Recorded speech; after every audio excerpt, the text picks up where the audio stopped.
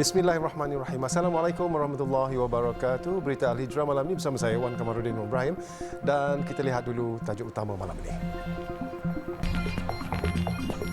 Pengangkutan awam percuma sebulan.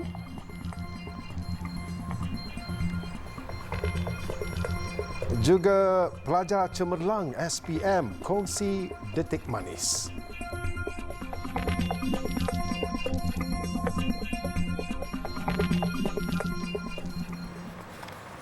Perkhidmatan Transit Aliran Masa MRT Laluan Putrajaya Fasa 1 memulakan operasinya hari ini. Perdana Menteri Datuk Seri Ismail Sabri Yaakob berkata pembukaan laluan itu dijangka dapat merancakkan semula pembangunan di kawasan-kawasan lama yang belum dibangunkan. Beliau yang merasmikan aliran train baru itu pagi tadi berharap dengan beroperasinya fasa 1 MRT 2 ia dapat mengurangkan kesesakan dan mampu menampung pertambahan penumpang ketika ini.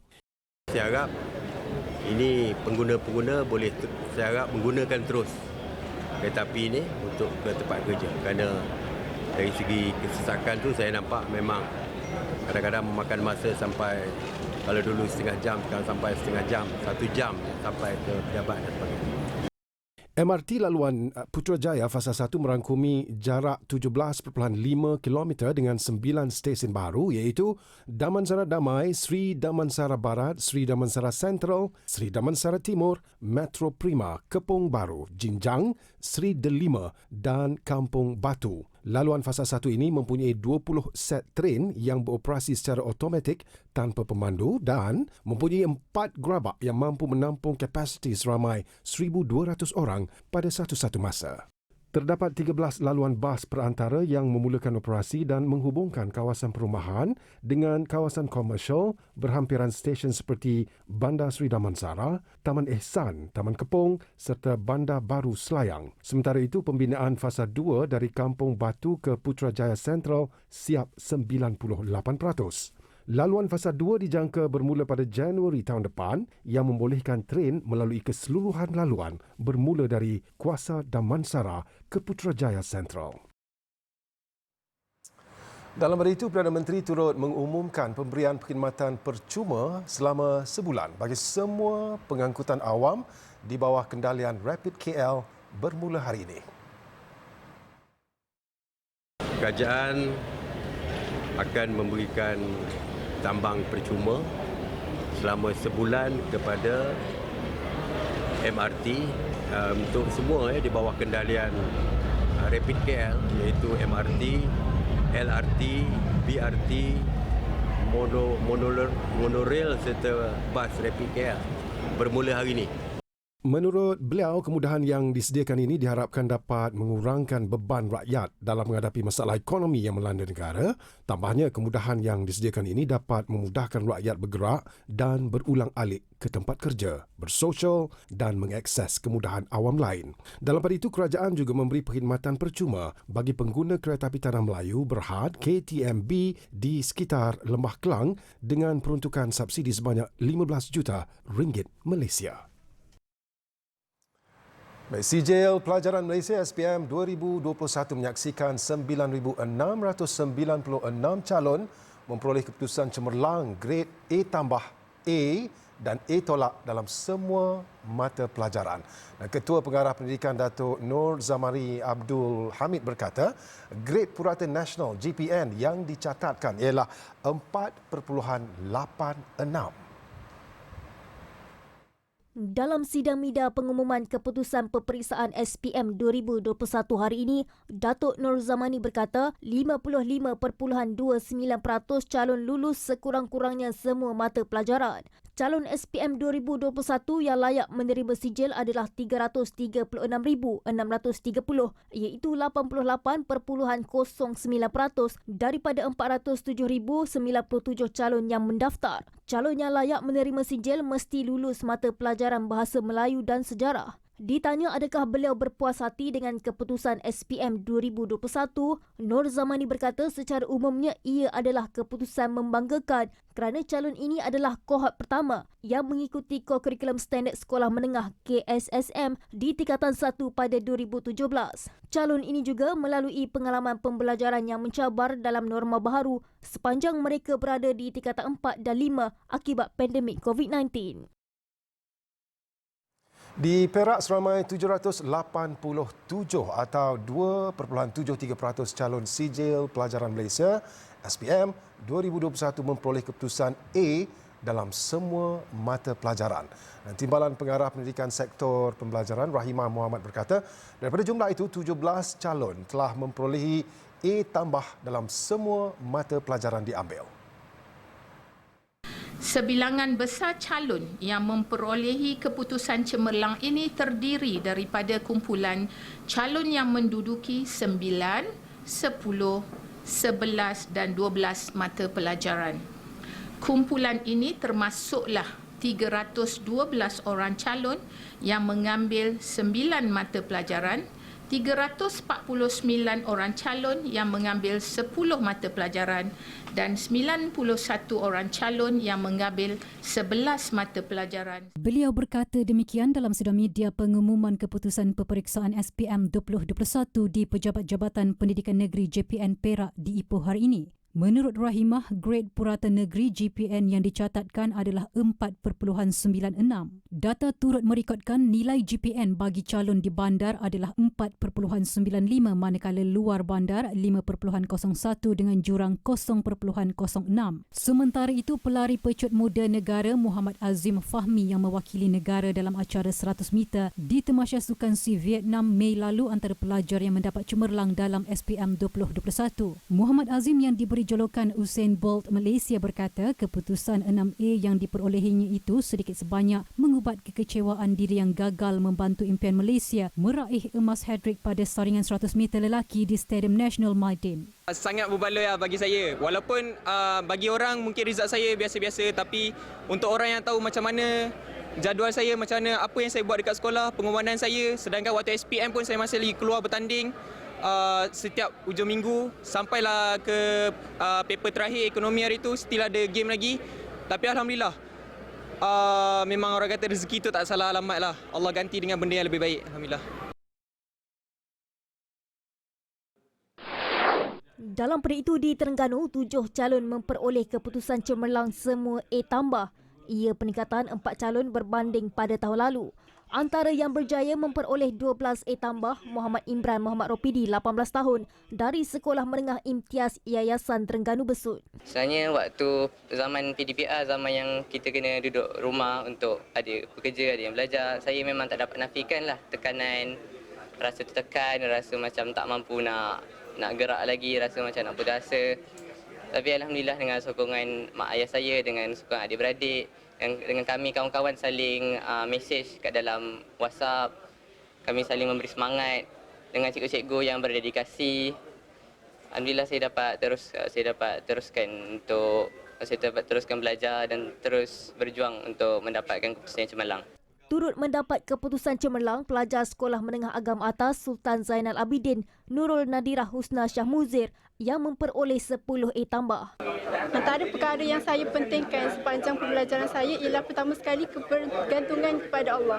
Sebab apa? Semua benda yang kita dapat dalam dunia ini semuanya datang daripada Allah. Jadi itu yang saya sangat pentingkan, hubungan dengan Allah, kemudian hubungan dengan keluarga semua. Dan sepanjang pembelajaran saya akan, yang paling penting saya akan apabila saya tidak faham sesuatu, saya akan bertanya terus pada cikgu. Saya tak akan tunggu lama-lama. Sebab apa? Bila kita tak faham, nanti kalau kita tinggal lama-lama, kita akan terus tak ingat dah. Sementara itu, Tengku Abdul Aziz Tengku Mak Fazi pula tidak menjadikan masalah pendengaran dihadapinya untuk calon cemerlang keperluan khas Terengganu apabila berjaya memperolehi 9 A tambah dan 3 A. Kita cepat panik jadi susah nak fokus. So, saya perlu cabut dulu dan pejam mata sekejap ataupun nap sekejap untuk kembalikan untuk freshkan balik otak itu.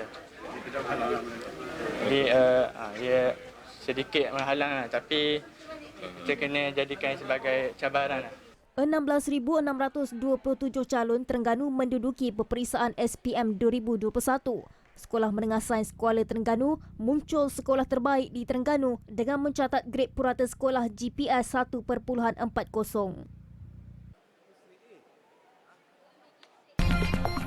Sanggup tinggal gaji lumayan demi Tanah Suci.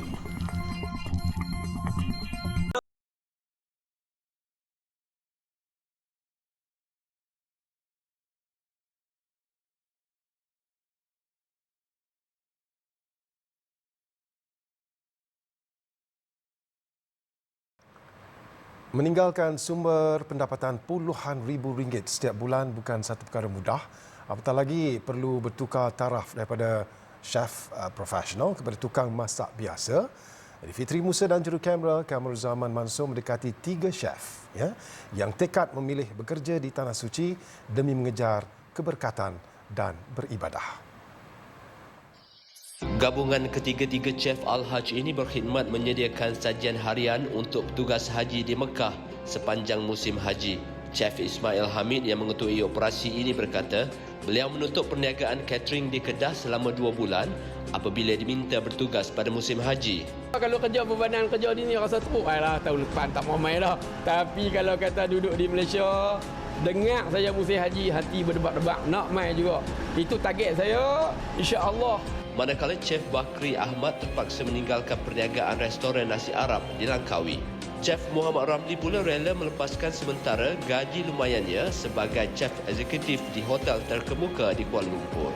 Menurut Chef Ismail yang telah berkhidmat 21 kali di Tanah Suci sejak 1998, momen terindah apabila berpeluang 6 kali memasak di Arafah untuk petugas dan jemaah dengan memakai ihram. Arafah ni ibarat kata kita masuk masa yang tahun yang lama-lama dulu, sebab dia tak pakai dapur, dia pakai dapur kayu semata-mata. Tak boleh pakai gas. Dia dapur kayu semata-mata. Itu cabaran dengan panasnya, dengan pakai ihramnya. Memang cabaran. Chef Bakri juga sempat bertugas 10 kali pada musim haji bermula 2013 dan 2 kali di Arafah. Rasa tu masa nak pergi tu takut. Pasal satu, dia kita pakai ihram.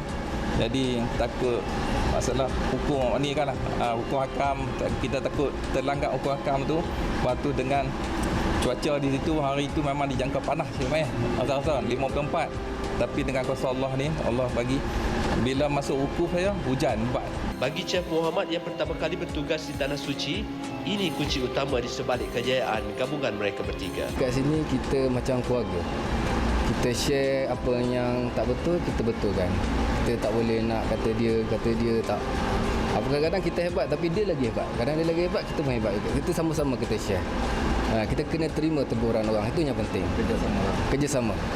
Menu masakan disediakan Citarasa Malaysia kerana mereka mahu memastikan hidangan sedap dan memenuhi selera petugas haji.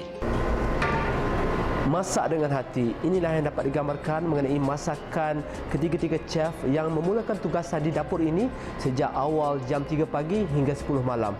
Sebenarnya mereka lah antara insan-insan yang penting di sebalik kelancaran urusan petugas haji dan jemaah Malaysia. Fitri Musa dan juru kamera Kamarul Zaman Mansor melaporkan untuk TV Al-Hijrah dari Mekah Al-Mukarramah.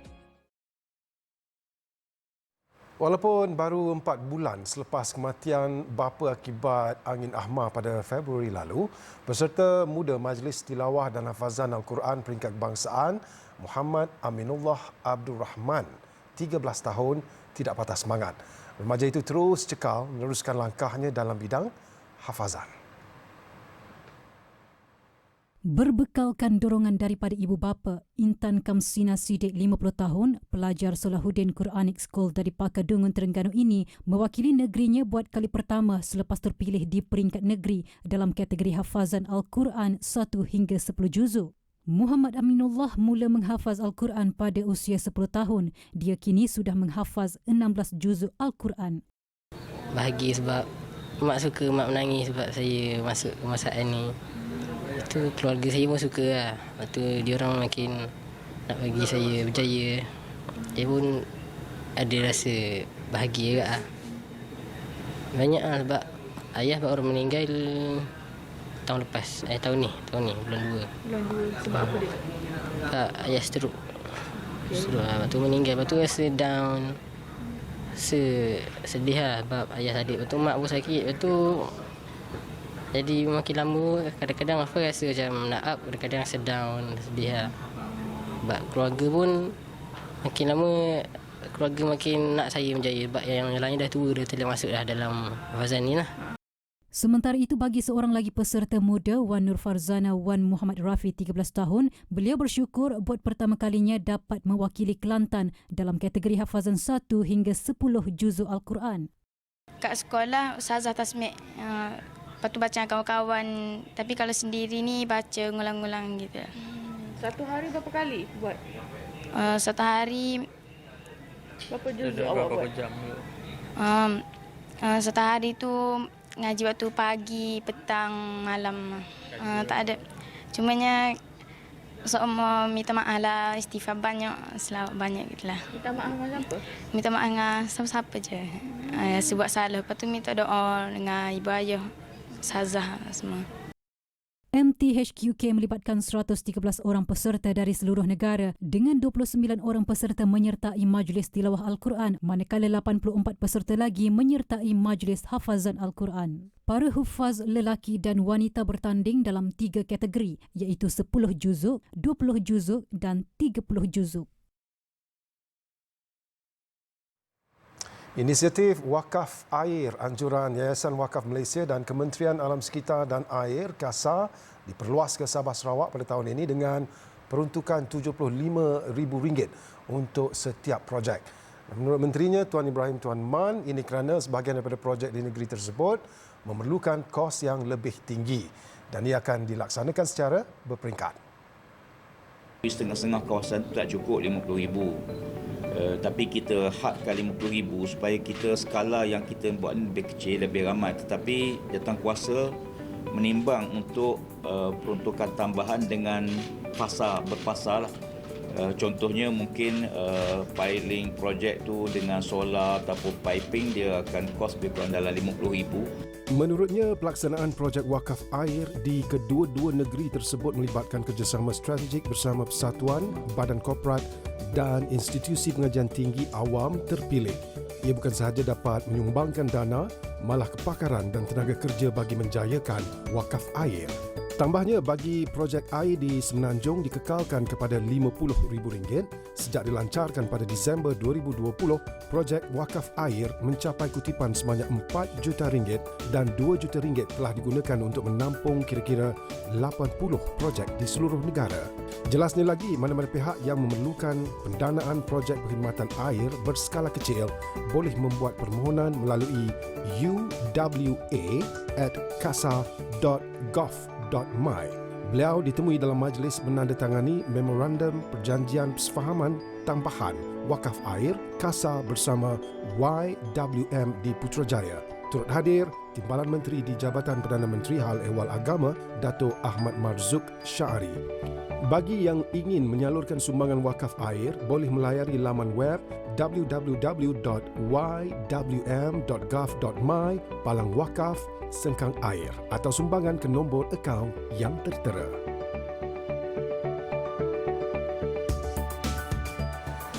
Yayasan Ikhlas meneruskan program ibadah korbannya.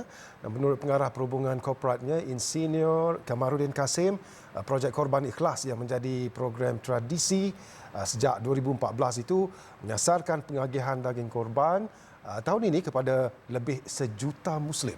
Bukan sahaja di Malaysia, malah di 6 negara terpilih lain. Yayasan Ikhlas memilih program korban dalam negara maupun di luar negara sebanyak 7 negara yang kita pilih, termasuk Malaysia ya.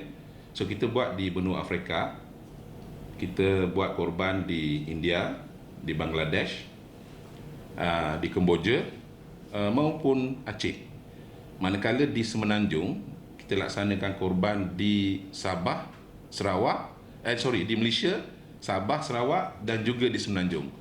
Jelasnya lagi, di setiap lokasi ibadah korban, pihaknya juga bekerjasama dengan Majlis Agama Islam, Mufti dan Pertubuhan Bukan Kerajaan NGO yang diyakini supaya proses pelaksanaan berjalan mengikut prosedur operasi standard SOP yang ditetapkan. Yayasan Ikhlas menawarkan harga yang berpatutan bagi korban luar negara dengan harga serendah RM390, manakala di dalam negara serendah RM700. Sementara itu, jurucakap kempen Korban Ikhlas, Datuk Muhammad Kazim Ilyas berkata, program kali ini turut menawarkan cabutan bertuah kepada peserta yang menyertai ibadah korban itu. Mereka akan dapat voucher settle daripada Petronas. Kemudian ada korban tourism ke Sabah, maknanya dia boleh join korban bersama dengan masyarakat di Sabah, dan juga dia boleh mendapat hadiah volunteerism, iaitu Yayasan Ikhlas terkenal dengan kerja-kerja kebajikan dan amal. Mereka akan diberikan hadiah untuk dibawa menyertai kerja-kerja amal di bawah Yayasan Ikhlas yang terpilih lah. Untuk maklumat lanjut, hubungi mereka di talian tertera. Akta Profession Guaman Syari'i 2019 kurungan Akta 814 akan mula berkuat kuasa 21 Jun ini. Menteri di Jabatan Perdana Menteri Hal Ehwal Agama, Datuk Idris Ahmad berkata penguatkuasaan Akta 814 dapat meningkatkan lagi kedudukan Mahkamah Syariah yang telah diperjuangkan sejak tahun 1984 lagi. Saya harap agar Akta 814 ini dapat memartabatkan institusi perundangan syariah dan memperkasakan profesion guaman syar'i melalui kawal selia profesion tersebut secara menyeluruh setaraf dengan profesion guaman yang dikawal selia di bawah Akta Profesion Undang-Undang 1976. Beliau juga berhasrat supaya Akta 814 ini menjadi model yang boleh diterima pakai negeri-negeri selain wilayah persekutuan. Tambah beliau, Akta 814 juga bertujuan untuk menjaga kepentingan profesion guaman syari'i. Sebelum ini, profesion guaman syari'i wilayah-wilayah persekutuan dikawal selia bawah peruntukan kaedah-kaedah peguam syari'i 1993 yang dibuat mengikut Seksyen 59 Akta Pentadbiran Undang-Undang Islam Wilayah-Wilayah Persekutuan 1993, Akta 505. Bagi mengisi kerinduan umat Islam terhadap Tanah Suci, stesen televisyen Islam TV Al-Hijrah tampil dengan 9 rancangan terbaik untuk meraihkan Hari Kebesaran Islam dengan penuh barakah. Bertemakan Baitullah bertemu kembali, rancangan-rancangan akan mula disiarkan bermula 20 Jun sehingga 13 Julai depan menerusi kempen Haji 1443 Hijrah di TV Al-Hijrah. Pegawai Eksekutif TV Al-Hijrah Namazi Haris berkata tahun ini pihaknya menyasarkan jumlah penonton yang lebih tinggi berbanding tahun sebelumnya iaitu sebanyak 3.3 juta tontonan. Tahun ini kita ada program bersama dengan rakan-rakan artis. Kita ada program di Bangladesh, kan, kita ada menyelami apa yang berlaku di dalam masyarakat sana. Kita juga ada program studio yang memberi bayangan tentang ibrah bagaimana situasi di mahsyar kelak. Kita menganggarkan peningkatan tontonan sebanyak antara 30 ke 40%. Kerana kita juga, of course, kalau nak sedap, saya kata 100%. Tapi kita tak nak overly optimistic. Jelasnya paling menarik, TV Al-Hijrah bakal menyiarkan Munajat Arafah yang akan bersiaran langsung selama 17 jam. Bermula seawal 5 pagi hingga 10 malam bersempena Malam Arafah. Beliau berkata demikian dalam sidang media sempena pelancaran kempen Haji 1443 Hijrah di studio penyiaran TV Al-Hijrah, Kuala Lumpur pagi tadi. Antara 9 program yang bakal disiarkan adalah sesi bual bicara secara langsung Labbaik Allah, Sembang Haji, Tangisan di Baitullah, Munajat Arafah, Peristiwa Arafah, Musafir Agung, Seikhlas Hati, program Masakan Camca, Riwayat Akhir Zaman serta Interaktif Haji. Rancangan-rancangan menarik kempen Haji 1443 Hijrah di TV Al-Hijrah turut boleh dinikmati secara dalam talian menerusi aplikasi Al-Hijrah Plus.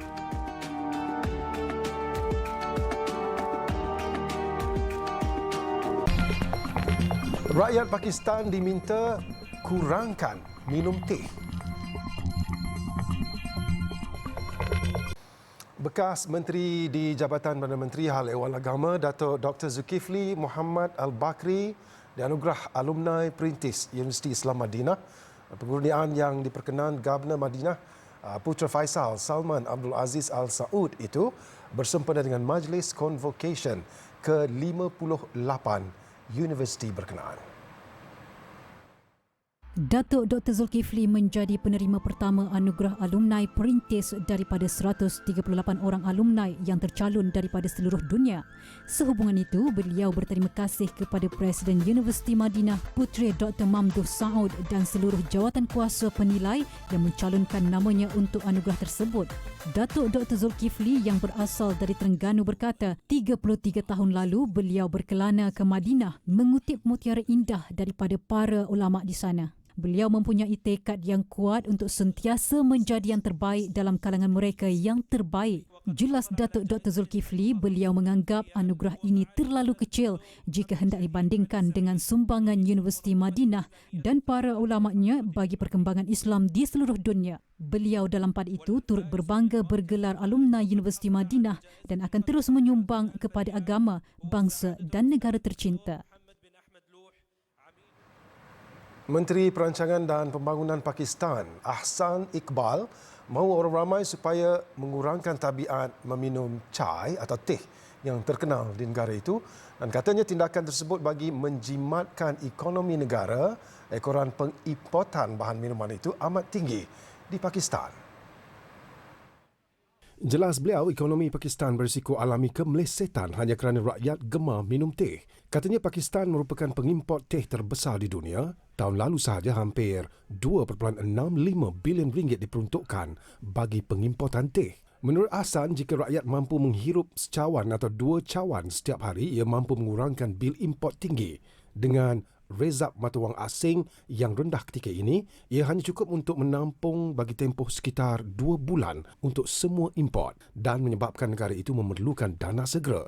Bagaimanapun, kesaan menteri itu yang tular di media sosial mendapat pelbagai reaksi warganet termasuk rakyatnya sendiri yang mempertikai bagaimana masalah keuangan negara yang serius boleh ditangani dengan mengurangkan minum teh. Mereka juga bimbang budaya minum teh yang popular di negara itu akan terjejas. Krisis ekonomi Pakistan kini menjadi ujian besar bagi kerajaan di bawah Perdana Menteri baru Shehbaz Sharif yang menggantikan Imran Khan April lalu. Namun selepas angkat sumpah, Shehbaz mendakwa pentadbiran Imran Khan bertanggungjawab atas kesalahan tadbir urus ekonomi. Itu sekian berita Al-Hijrah. Ikuti kami di Facebook, Instagram, Twitter, YouTube dan TikTok serta layari alhijrahnews.com untuk pelbagai berita pilihan dan eksklusif. Saya Wan Kamarudin Nurul Ibrahim. Assalamualaikum warahmatullahi wabarakatuh. Jaga diri, selamat malam.